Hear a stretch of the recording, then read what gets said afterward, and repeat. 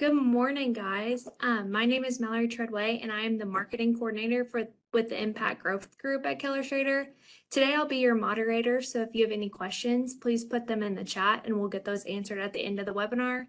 And before I introduce Josh, I just wanted to remind everyone that this webinar is being recorded, and everyone who's on the call today will receive a copy of this recording as well as Josh's slide deck.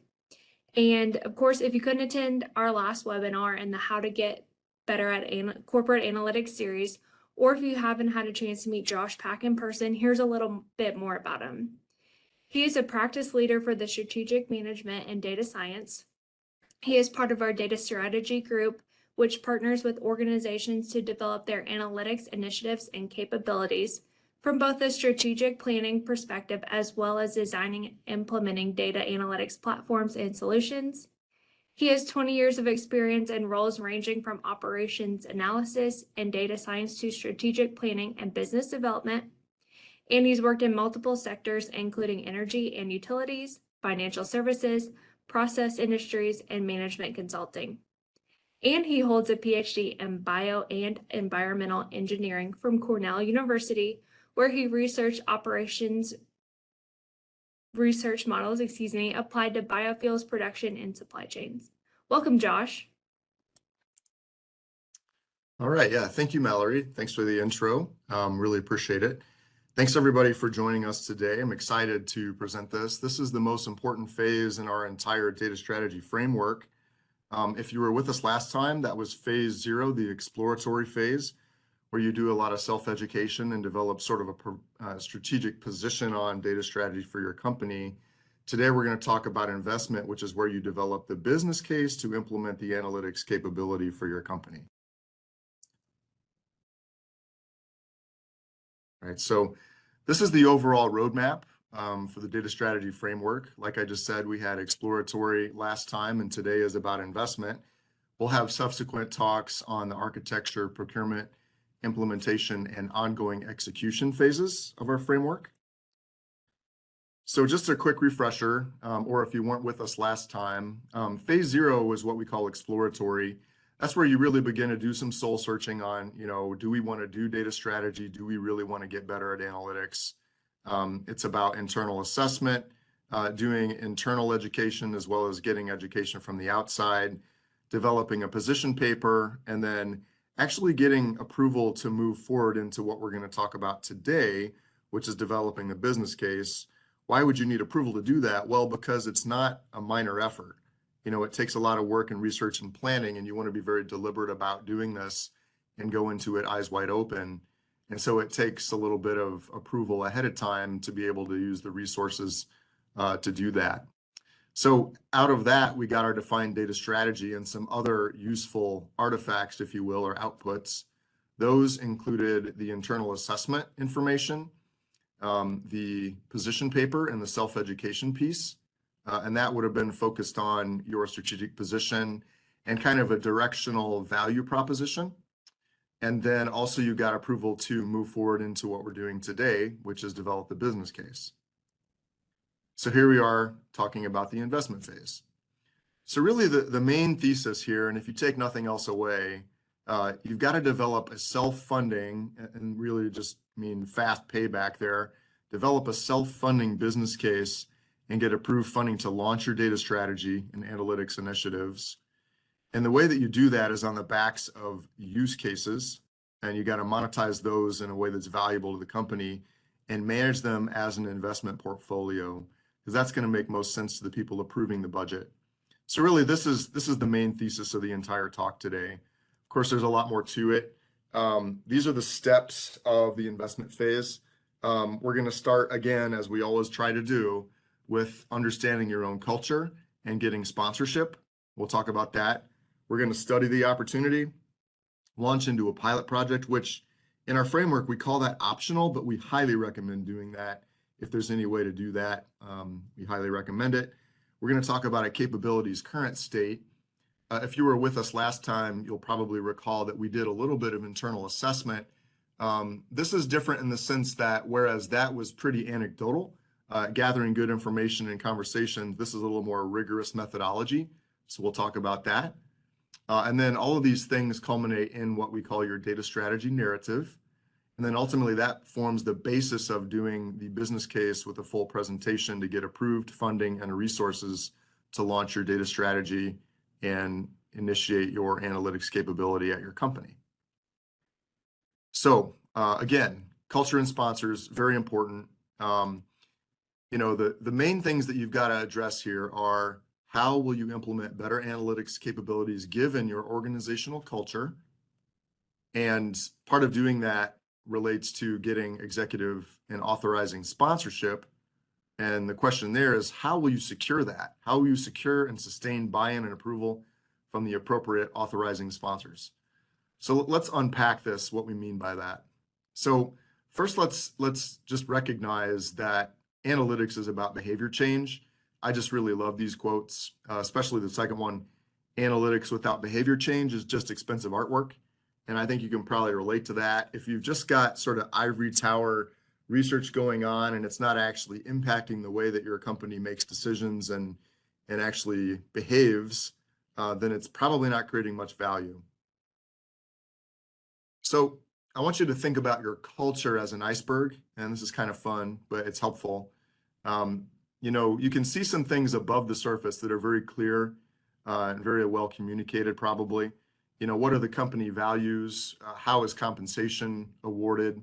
What's our mission? How are we organized? Things like job descriptions and performance appraisals, all of that is very formalized and kind of easy to point to and probably written down somewhere. That's what we call your formal culture. However, there's a lot more to culture than the formal stuff. So if you think about the informal aspects of your culture, which is really where a lot of the influence and kind of DNA of your company exists, it's under the surface. It's the unwritten rules, behaviors and norms, sort of the politics of your company. And by the way, all companies have politics, and that's neither good nor bad. It's just that's the way human beings are. And then how do you reinforce behaviors, both formally and really more informally? And then, of course, you've got informal leaders, kind of the go-to unofficial people, whether they have rank and title or not. And then the network of relationships. All of these things very much make up a culture, okay? And probably more so than the formal aspects. So why is this important to analytics? Well, if you think about this, installing an analytics platform, although, there's a lot of grunt work there and it isn't necessarily cheap to do, it isn't necessarily hard. It's actually pretty straightforward to do if you put in the time and effort. But the tricky parts are about the behavior change. So, implementing change in a culture to embrace analytics, whether that's to use it or to actually use the insights from analytics, that can be very hard. Because again, getting value from analytics usually requires behavior change, and that means human beings that don't necessarily want to change. Just to put this in context, there have been several articles that have come out over the last few years as AI and digital transformation and data organizations become more common. Some of these efforts don't work out so well. Either they fall flat or they fail. And a lot of those reasons it's been studied are cultural reasons. So some of these things in this quote that I've highlighted here, things like a fear of becoming obsolete, that's very, very common. Sometimes managers pride themselves on their intuition and being able to make decisions, even without data or, kind of scant data at best. And really related to that is the idea that an analytic or a tool or a machine could have a better idea than an experienced manager. And sometimes that's uncomfortable for folks. And then, closely related to that is status based on, a span of control, how many people you manage. Sometimes compensation is even directly tied to how many people you oversee. So if people feel threatened by analytics because it's going to boost productivity and reduce the number of people you have, naturally you could come up with cases of resistance there. And then, a classic one is siloed organizations. The silos are tricky in lots of ways, but they can certainly inhibit the flow of data and information, which definitely makes it trickier to do analytics and digital transformation and AI. So those are all some very real things that are directly tied to culture, which can make analytics tricky. So how do we overcome this? Well, you can't completely reduce or eliminate resistance to change. The way you do it is to manage through it. And the way that you do that is by securing sponsorship. And so we ascribe to this really helpful yet simple way of looking at behavior change. And we want to credit implementation management associates for a lot of these ideas and theories, and we admire them greatly and use their techniques. I want to introduce you to the cast of characters here. Champions are folks who see the change as beneficial and they want it to happen. Agents are the ones that are accountable for implementing the change. Sponsors are the ones who authorize and legitimize the change. And authority can come through power or budget or influence that's very formal in the company. And then legitimizing means that you're communicating that this change is important and you sustain that message over time. So that, in a real quick nutshell, that's sponsorship, and it's extremely important to your success.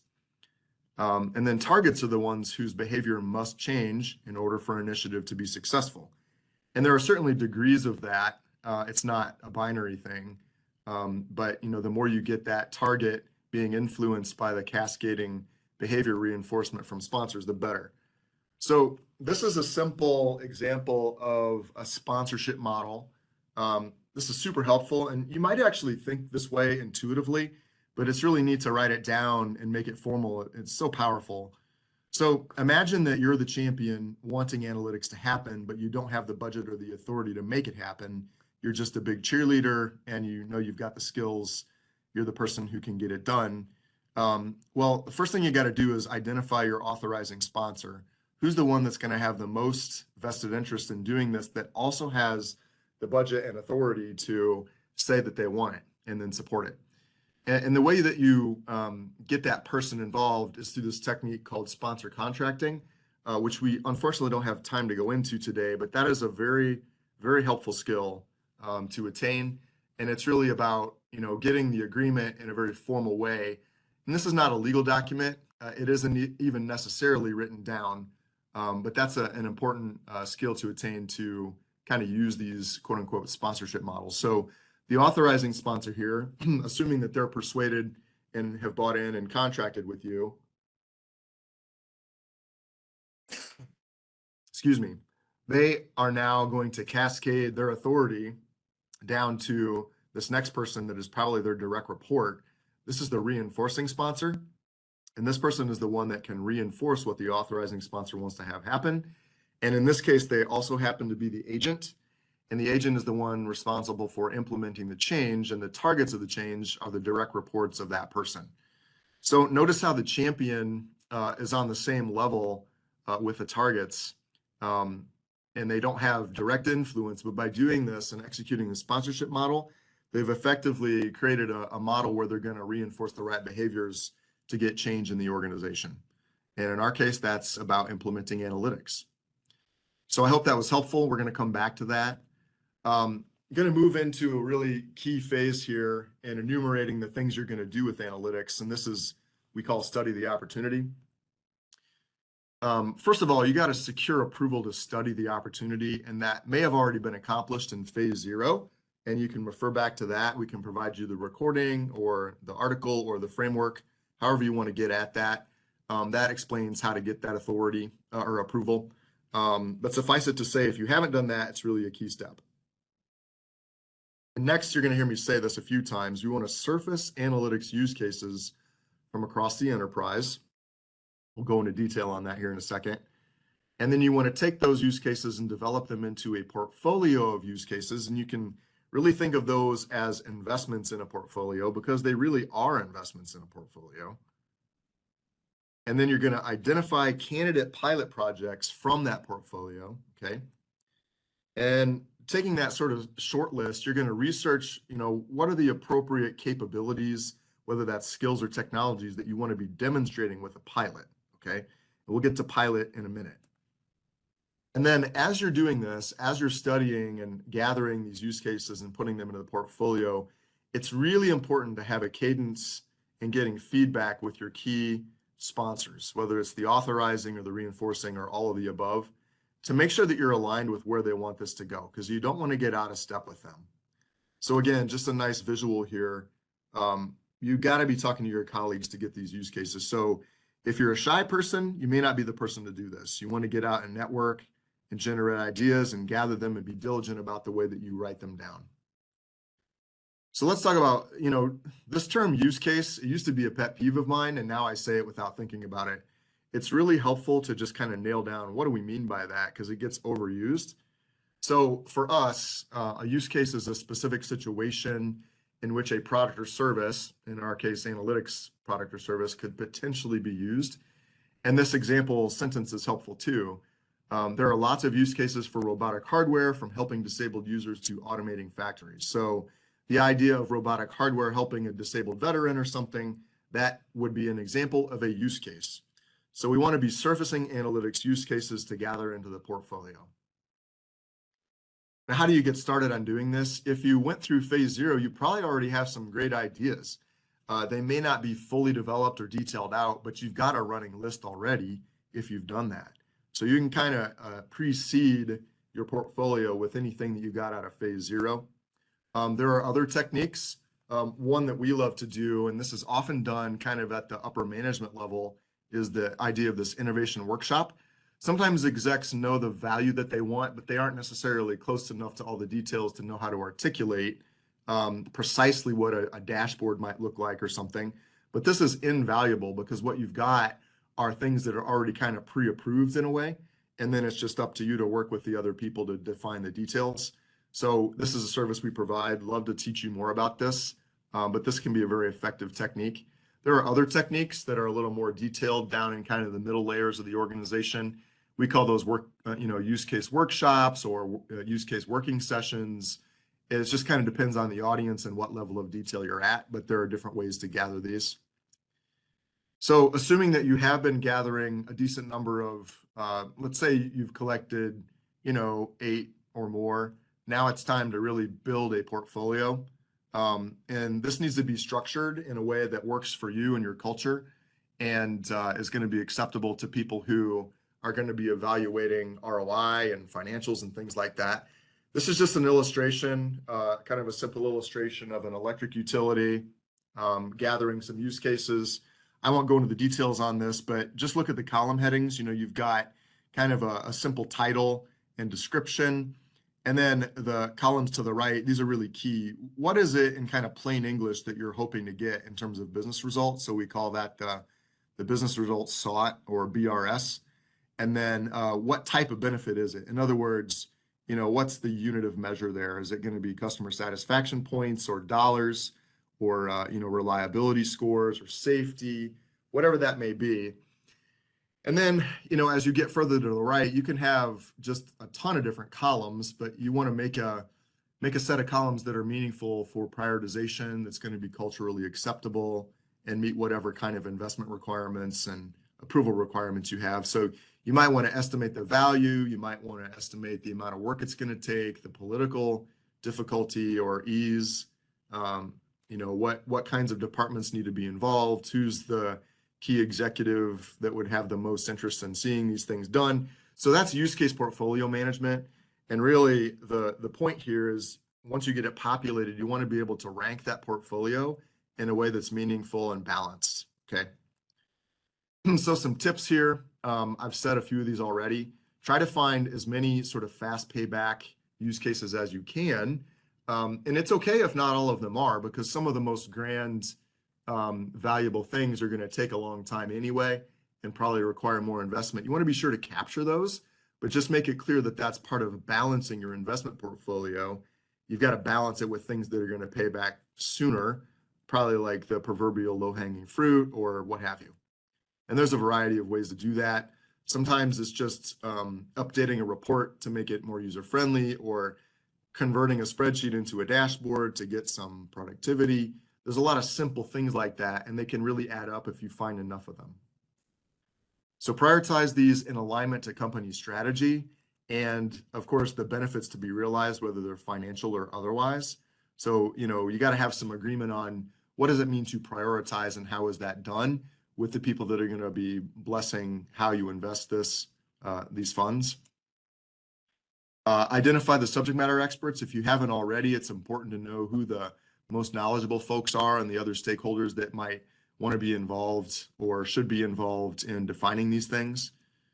And then, like I said, you can conduct workshops to get more detail on those, to populate your portfolio columns. And then ultimately you want to pick one to become your pilot, all right? And for that pilot, and maybe one or two others that you anticipate doing sooner than later, you want to be thinking about how are you going to curate that data? And that's to say, source it, gather it, clean it, and then make it useful in an analytics tool. So that can often be a lot of work. So make sure you've got the right people identified to either answer questions or do the work to gather that data, however you're going to do that. That can often take much longer than anticipated. So want to be thinking through that.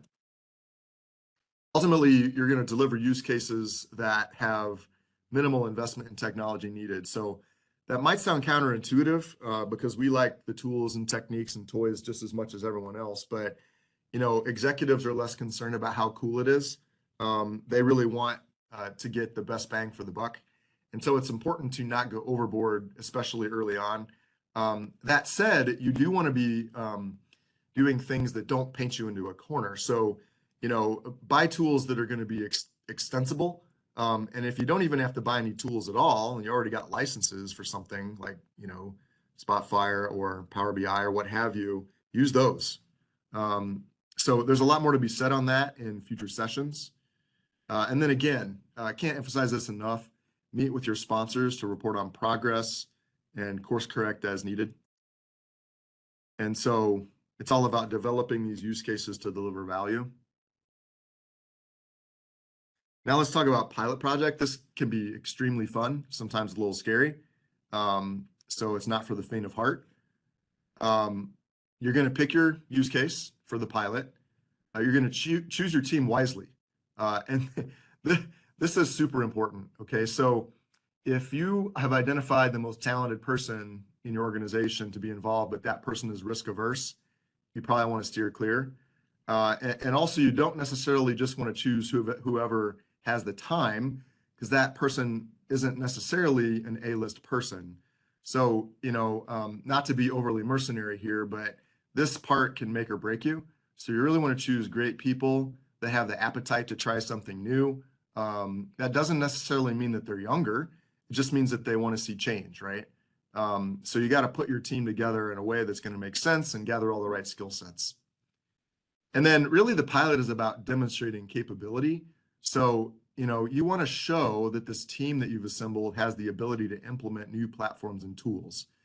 That is to say, if you're going to be building something. And back to my earlier comment, if it doesn't take a lot of technology, that's fine.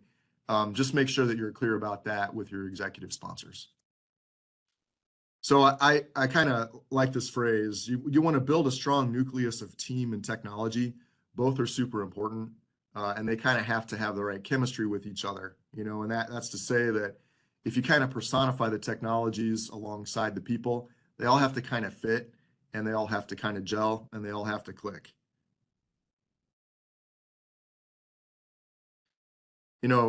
Some other aspects of pilots is, again, they aren't necessarily about proving some huge ROI. So you want to manage the expectations of the sponsors and the folks that are going to be approving you to go forward right up front. But you do want to make sure that you're showcasing the technologies and how they can apply to other use cases, right? And then the whole point here is to get the authorizing sponsors to see the potential that more investment could bring. And so you're really guiding them to understanding, right? So this is not about showing a payback yet. And it's not about, the cure for cancer, as we say, the grand analytics goal. It's really about showing them what the art of the possible, right? Okay, so moving into our next piece, we call this the capabilities current state. Like I said, you may have already gotten some good anecdotal assessment from phase 0, but now we're talking about a more rigorous sort of survey methodology and whatever follow-ups make sense in that methodology to identify your organization's current data and analytics capabilities. And that includes kind of like the prevailing attitudes in the culture. So there's a couple of different ways to do this. You can kind of do it at the high level. If you kind of want a simple executive view of the world, There are also some techniques that actually start to quantify, use case potential and labor savings directly from a survey. I'll demonstrate the first here with a few simple examples. This is something we did for a client and actually a couple different clients. Just a simple survey of a cohort of top management versus kind of that next level down of senior leaders in a company. I have all the data I need to make decisions, agree, disagree, or neutral. Fascinating stuff here because it starts to show the differences in the biases and views. We are tapping the full potential of our organization's data. This was a really neat one. I think executives on the whole tend to say no, we're not, right? And then question 5, I'm skipping around, obviously. We have the internal talent we need to compete on analytics. Very interesting question. And then some of our surveys have included things that are very much free-form. And a lot of times, even though you can't quantify this, that's where the most rich information is, especially at the executive level. This really starts to get at sort of the biases. And if you look at all these questions together, taken on the whole, this sort of allows you to hold up a mirror to the client, to the organization, to yourself through these survey techniques. And then you've actually quantified the prevailing attitudes and capabilities throughout these processes. And this is kind of the starting point of your capabilities current state, where you can then go and have more focus groups to assess and address and pinpoint some of these issues. So I won't go further on that, but I think you get it. That can be extremely powerful in weaving together the narrative later on. And here we are, data strategy narrative. This is where you're going to take everything and culminate from phase 0 and everything we just showed here today. The narrative has to include a vision for the analytics capability. You may already have that drafted from phase 0, but by this point, you've probably made it even more of a mature statement, maybe course corrected a little bit.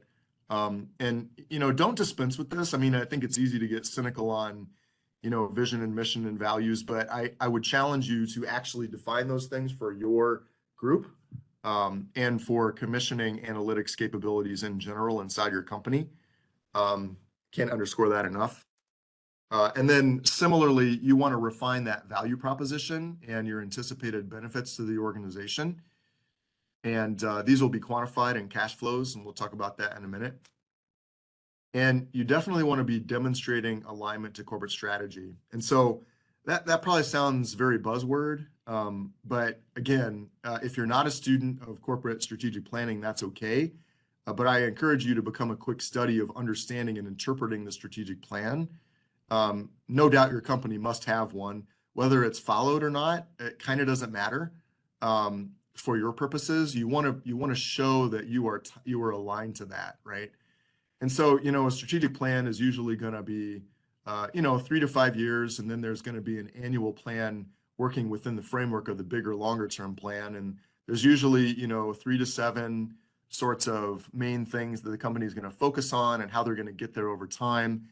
The plan may or may not include any kind of funding information, but if you're not using this, you're really shooting yourself in the foot. So get clear on this and maybe be walking through it with your sponsors, which will help you get clarity on how you want to build your portfolio and your capability. Because really, we like to say, and we actually had a podcast on this, your corporate strategy is your data strategy. If you think about it, what makes it different is just how you're deploying your strategy. You happen to be using the capabilities that data analytics provide to implement your strategy. That's really a useful way to think about it and to frame it up for your sponsors. So going on a little bit more on the narrative, you want to have thought through how you're going to kind of translate that pilot team and potentially other people into an organizational design. So be sure to have kind of your hierarchy, your leader, the roles, the skills. You want to be thinking about the budget for the compensation, if you need to bring in new people or even adjust compensation for your people that were on your pilot. You want to be thinking about the required platforms and tools that you need, that you would have learned a lot about from the pilot, and possibly external help and conferences and reading and so on. And then you want to take that corporate strategy and kind of translate that into a roadmap for implementing corporate analytics. What do we mean by that? This can take a number of forms. We've done this sort of work for clients as well. This is an example of looking at a cohort of capabilities kind of down the left there. These are all sort of things in our bailiwick that we think are important for deploying analytics long term. And you can see how this is like a 5-year view of how all that would be implemented. And what's neat about this is these are not siloed. There is a lot of overlap between the things in the left-hand column. And so working through this is really a wonderful exercise because you can kind of see how things need to take shape to deliver value kind of at that 40,000 foot level. So can't emphasize the roadmap exercise enough. So at this point, you've learned a lot. I know this was kind of quick, but these are the core aspects of building the narrative. So you will have, at this point, you will have analyzed your culture and identified and even started using your sponsorship model, using culture analysis and your cast of characters. You have a beginning of a use case portfolio that has some pretty good detail in it now. You've executed a pilot project and proven your ability to implement platforms and get good at executing analytics use cases. You've developed your current state assessment with some really useful, quantifiable, and frankly, irrefutable information.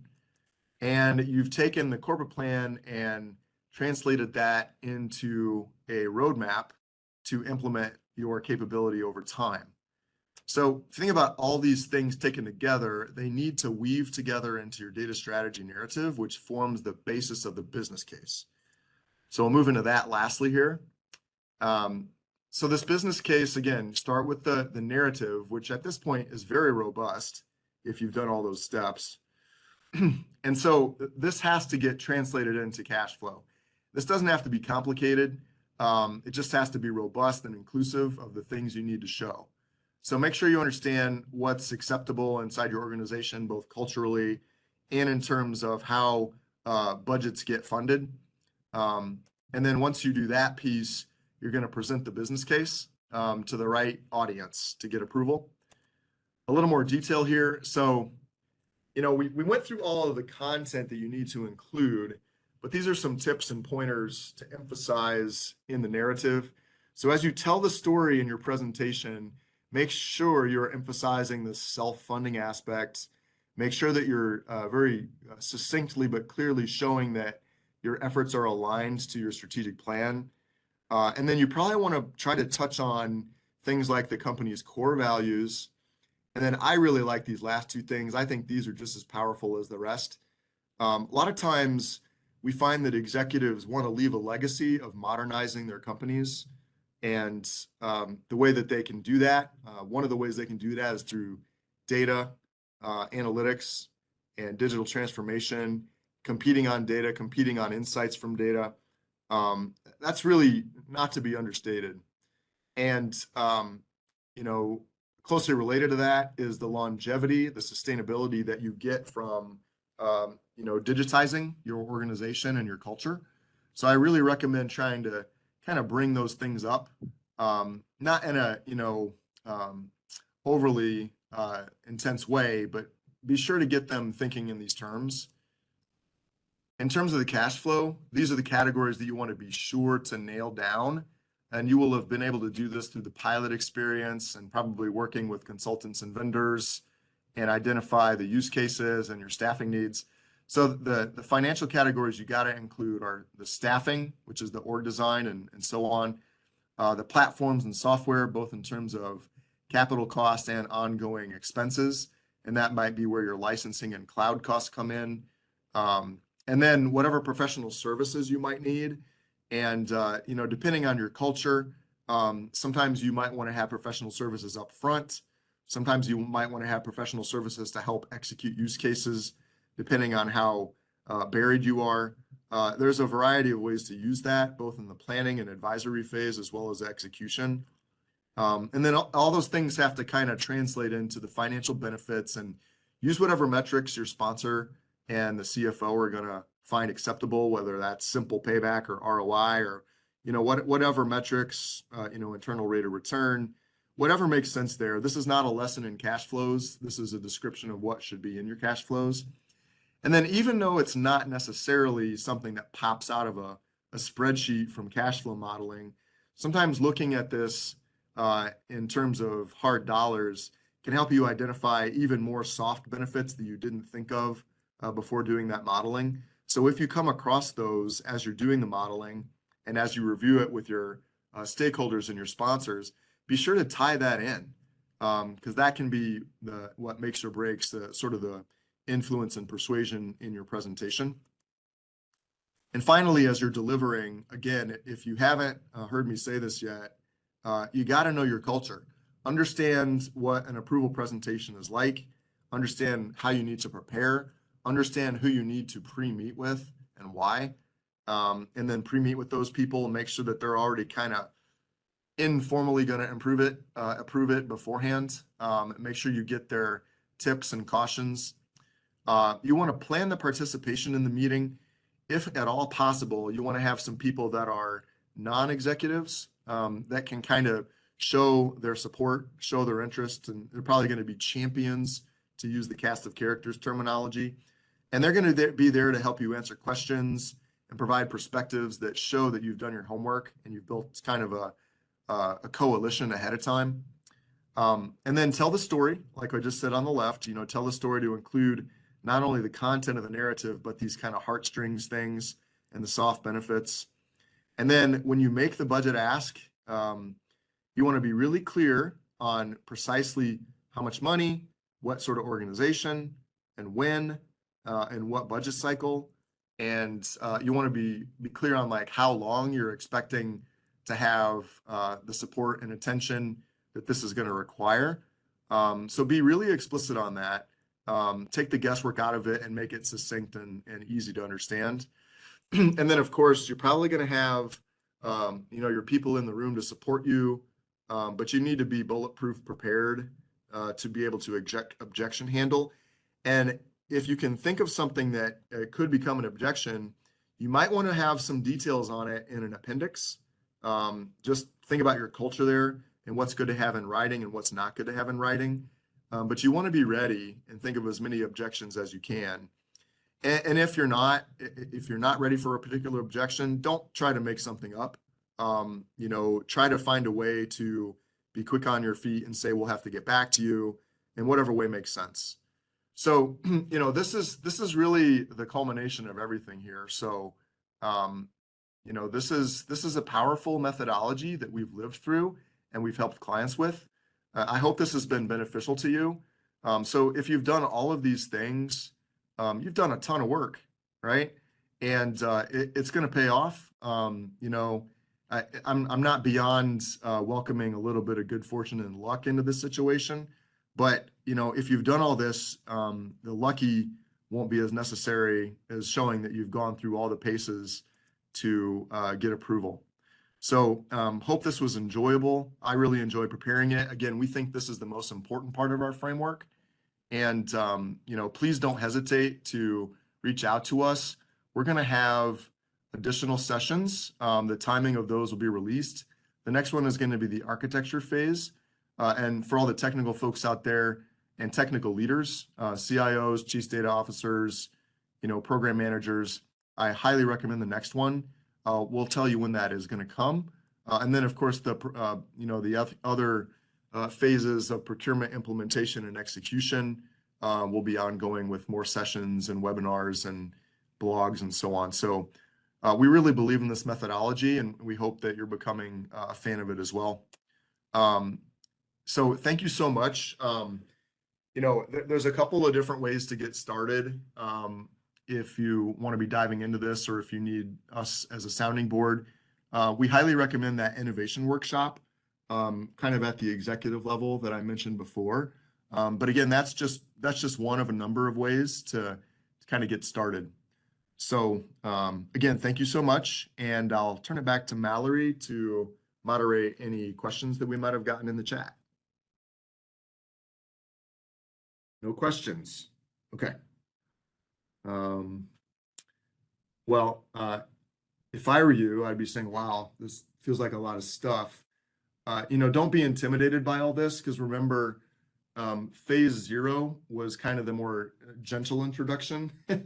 If this seems really intense, it's because we kind of started from a point of assuming that you had some momentum and executive buy-in already. And if this sounds expensive, it doesn't necessarily have to be expensive. You just have to be really smart about finding which opportunities are out there. And you can start with simple things like, we have a bunch of duplicated reports. Can we harvest some of those and consolidate and get rid of them? Is that going to save labor? We've got a spreadsheet that somebody has to spend 4 to 8 hours every week to maintain. Can you automate that? These are simple ideas that don't necessarily require tremendous platform investment. How about now? Any questions? Silent crowd this morning. All right.